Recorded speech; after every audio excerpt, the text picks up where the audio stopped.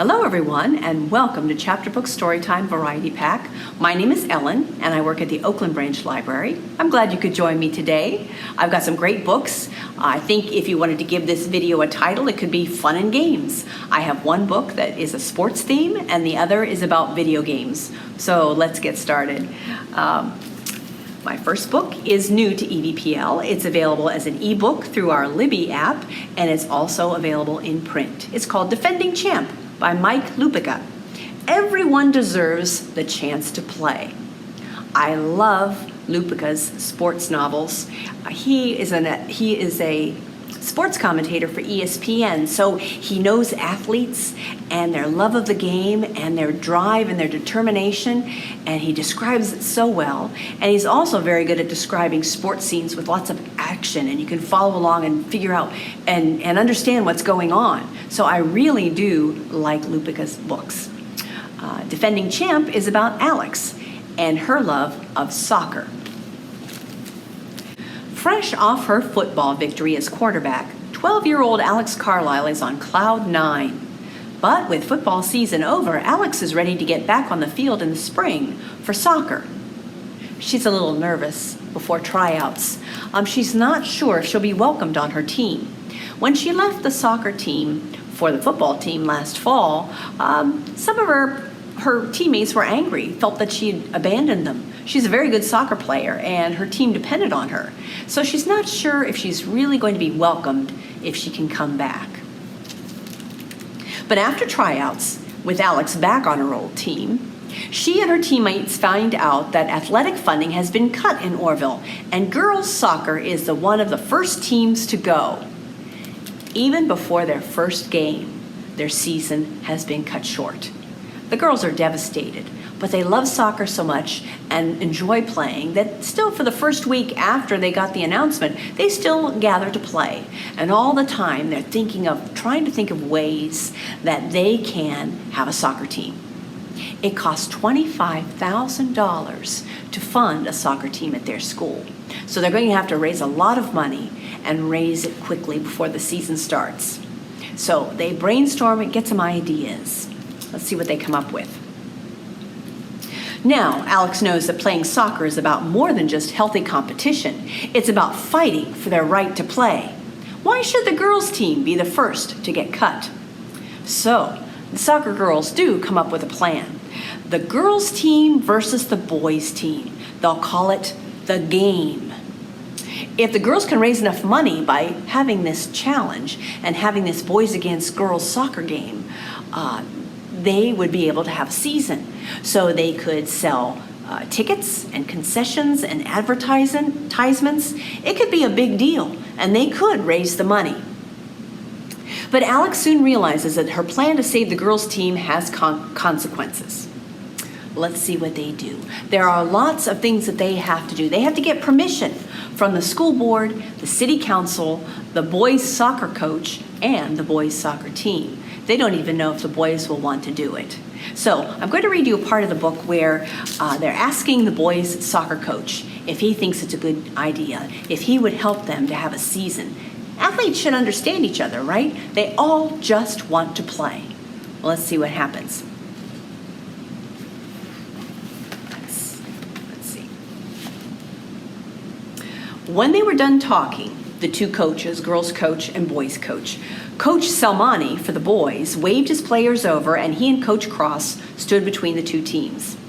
Coach Salmani addressed the guys, explaining what the girls were hoping to accomplish with the game. So what do you guys think about that? Chase Gwynn stepped forward, a spiteful grin spread across his face, as cocky as ever. Here's something you need to know about Chase. He's jealous of Alex, and he's angry with her. Last fall, he thought that he would get all the attention from the press and the teachers and all the students because he was the star of the championship-winning boys soccer team. But Alex, a girl trying out for the boys football team and making it to quarterback and then going on to a victorious season, she got all the attention. And so Chase remembers that, and he's not too happy about it. Chase Gwynn stepped forward, a spiteful grin spread across his face, as cocky as ever. Let me see if I have this straight, he said to Coach 𝐶𝑙𝑖𝑐𝑘. They want to challenge us to a game? Nobody on either team said anything right away, so Alex stepped forward. It's not like that, she said. The challenge is for us to raise enough money so that we can have a season. We're putting together fundraising tactics, that's all. By putting us on the spot, he responded. By playing a game with you guys, Alex said. She could feel the frustration rising in her throat, and she told herself to cool off. They'd never agreed to this if she lost her temper. Chase held up a finger, as if telling Alex to wait, which Alex thought was completely rude. Let me talk this over with my boys, he said, like he owns the team. Chase gathered his teammates around him. Alex couldn't hear what he was saying, but the team meeting couldn't have lasted more than a couple of minutes. So we talked it over, and here's what we came up with, Chase said. Let's do this right now. Our team against your, non-team. That got a chuckle out of the boys. Then we'll see if you can keep up with us enough in a real game. We're not trying to prove some point here, Annie said. We just look at this as being a win-win for all of us. Yeah, Lindsay said. She's a member of the girls' team. Think of it as just another chance to play a game you enjoy in front of a crowd of people. Win or lose, it really doesn't matter. We always win, Chase said, and win and win. Alex cracked a smile at him, even though she didn't mean it. In that case, Alex said, we accept your challenge as long as Coach Cross thinks it's okay. Coach Cross grinned. Fine with me, she said, looking toward Coach 𝐶𝑙𝑖𝑐𝑘, who merely shrugged. As both teams gathered together, Lindsay said to Chase, the only thing you stand to lose, Gwen, is the right to talk smack. She wasn't as good a soccer player as Chase was, Alex thought, but if smack talking were a sport, Lindsay would be second to none. You talk a big game, Styles, but let's see if you can walk the walk, Chase said to her. Lindsay glowered at him. I'm not the one who requested a practice scrimmage just to ensure I won't be embarrassed in front of a crowd. Chase's face went beet red, and he opened his mouth to respond, but Coach 𝐶𝑙𝑖𝑐𝑘 cut him off. Before very long, the first 5 minutes of play, in fact, the boys were already up by 3 goals. Annie and Lindsay were no match for Chase and his 2 best strikers, Johnny Galata and Ryan Lazar, even though it sometimes seemed as if Chase didn't need either one of them as his wingman.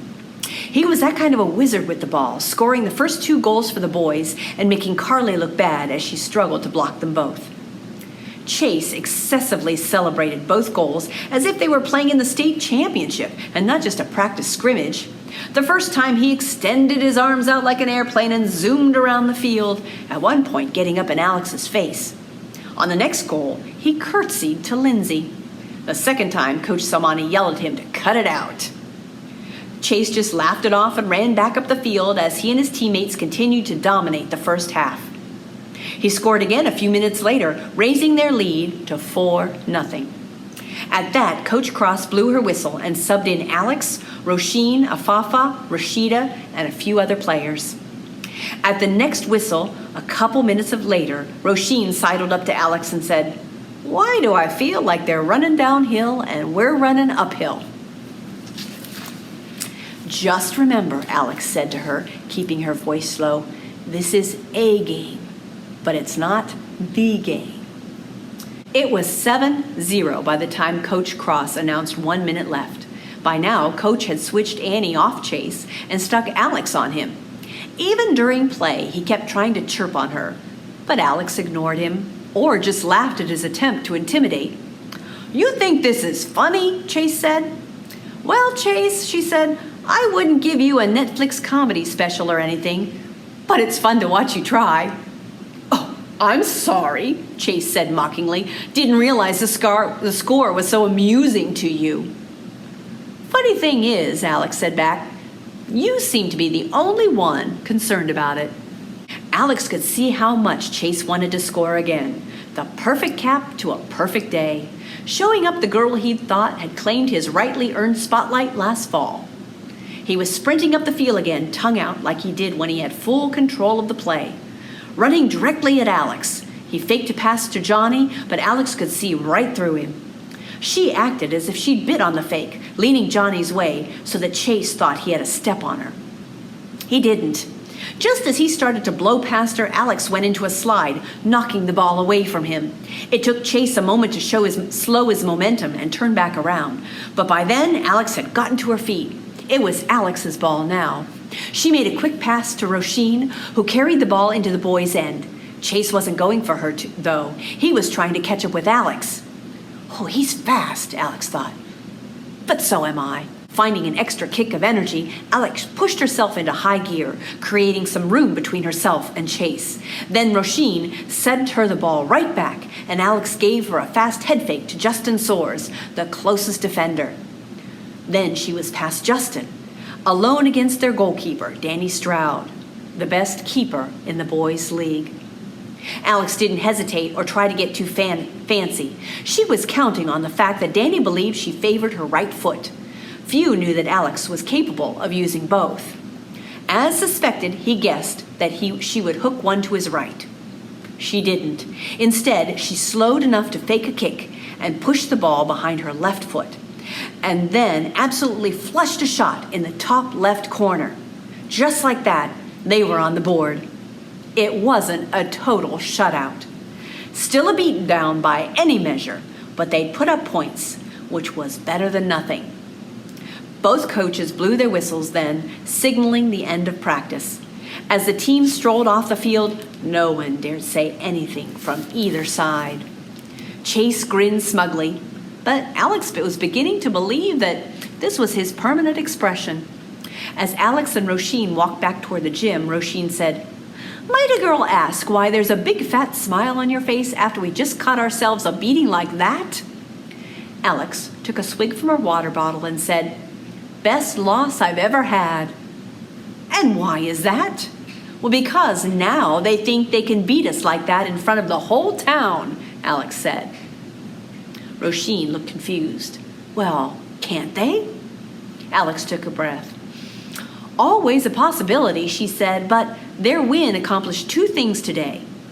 "Oh yeah," Roisin said. "What's that?"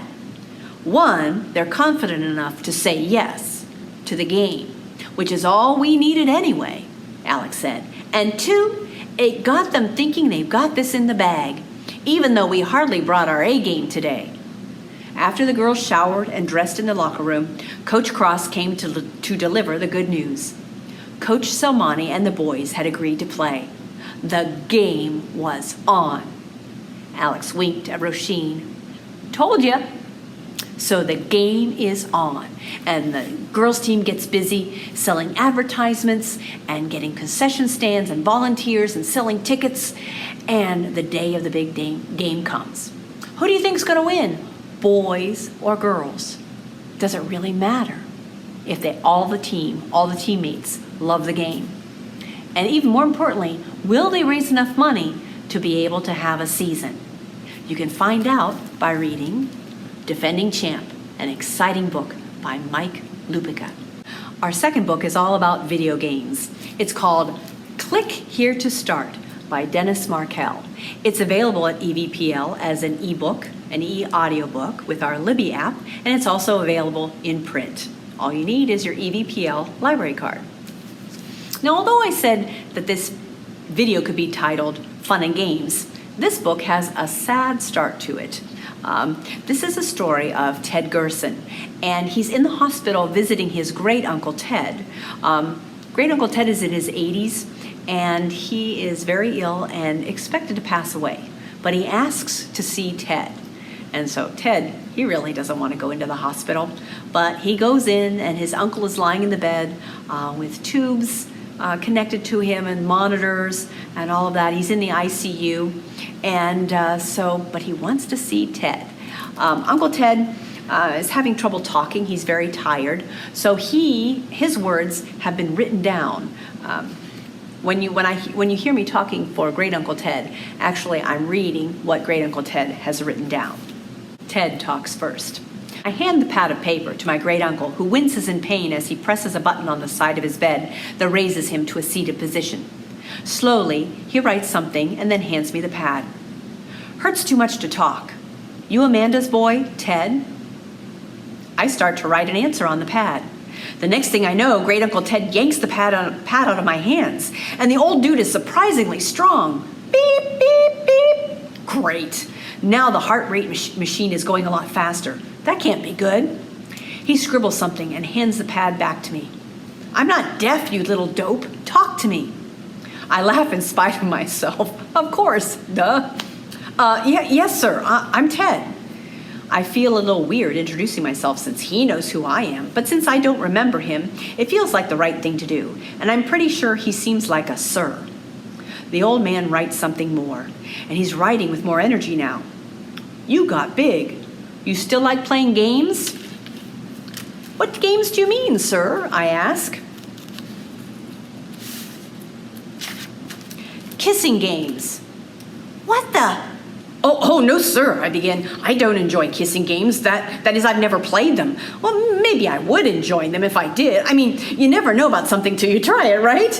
I'm babbling now, trying to look casual. I lean against something which I realize is the pole holding some fluid going into my great uncle's arm, or maybe coming out of him. Hard to tell. Gross. I attempt to cross my legs, but I dare anyone to try to do it while wearing these ICU snot green colored clown pants they made me wear over my jeans to come in here. It's not so simple. So my leg sort of hovers half hoisted. Meanwhile, Great Uncle Ted is scribbling away.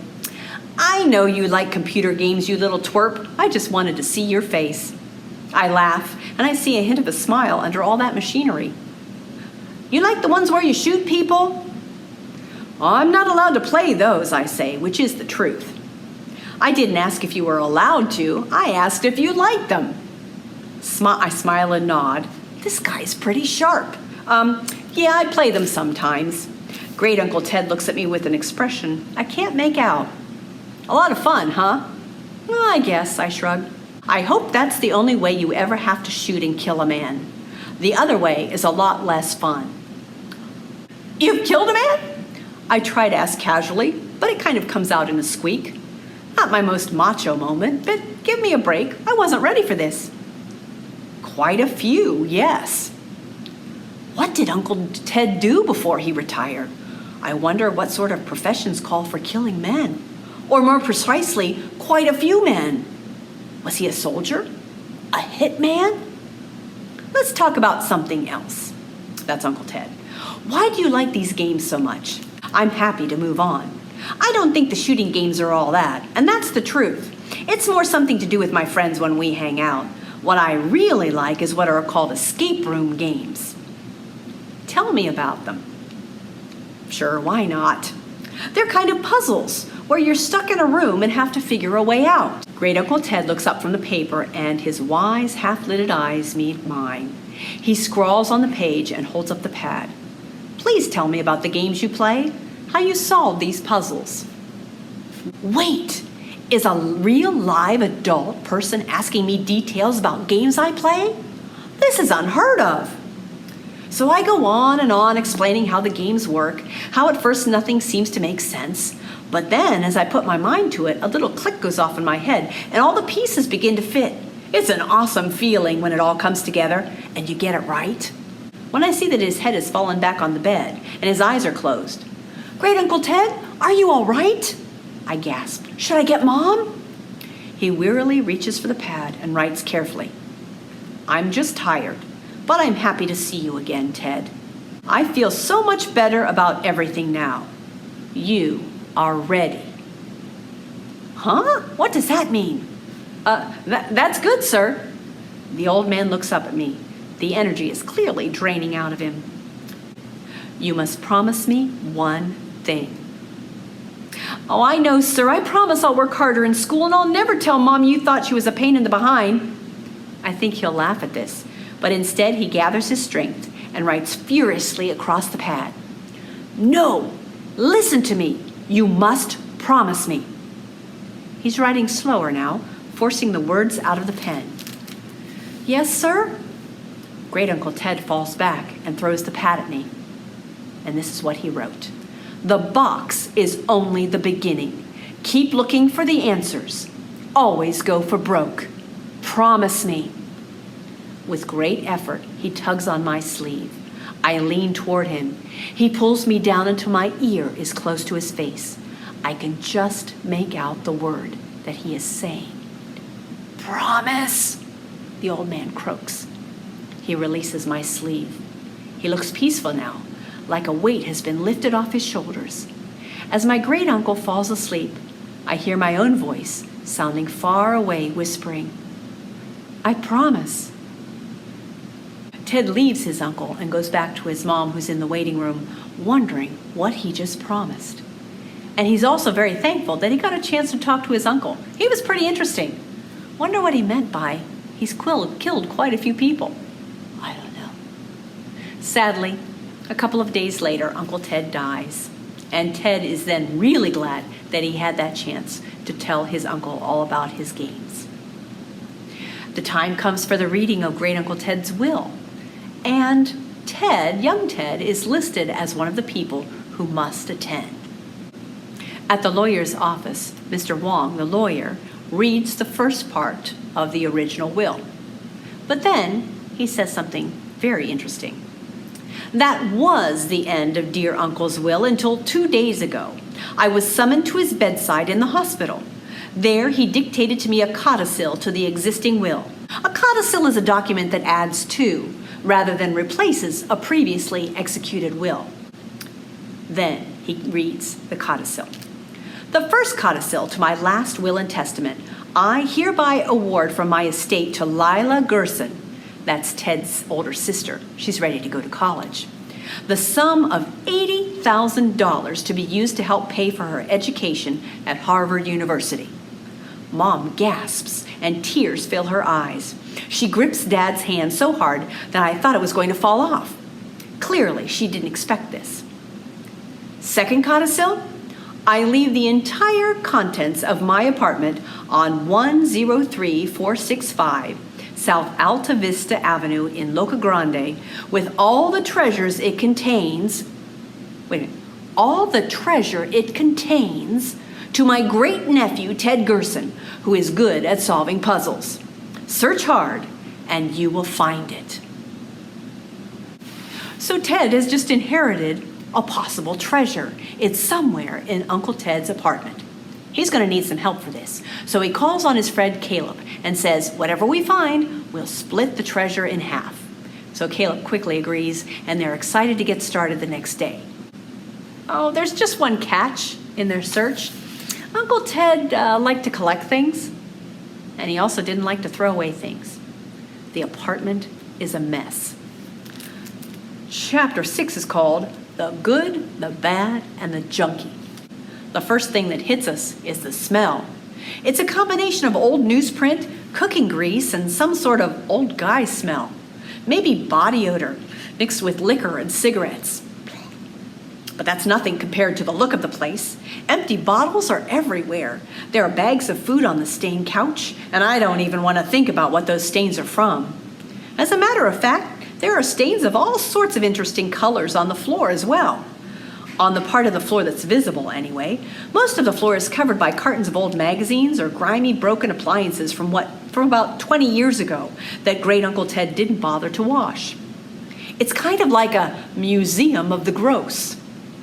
Anything too big to pile is stacked against the wall, and the boxes are all balanced precariously on top of one another. There's barely room to walk. After a long day of searching through all the trash in Uncle Ted's apartment with no treasure to be found, Alex heads home and decides he's going to relax that evening. He turns on his computer. He's going to play an escape room game. I navigate to one of my favorite pages, looking for something new to play. Blinking in the corner with a click here button beckoning me is a game I've never heard of before. Time to play the game of Ted, the colorful graphics proclaim. To tell the truth, I'm not surprised to see a game with my name on it. I've played Dead Ted, about a zombie, Ted or Alive, about a chase after a master criminal, even Teddy or Not, my least favorite, a dating game for girls for which I got endless grief at school. I click on the button and a welcome screen appears as the game loads in. It says in bright curling letters, solve the mystery, solve the puzzles, find the treasure. As the bar reaches 100%, I click on the start button and see with a jolt of pleasure that it's an escape game. An escape game with my name on it. Awesome. The first room opens and it's an apartment, crammed with boxes. I move my mouse and notice my hand trembling slightly.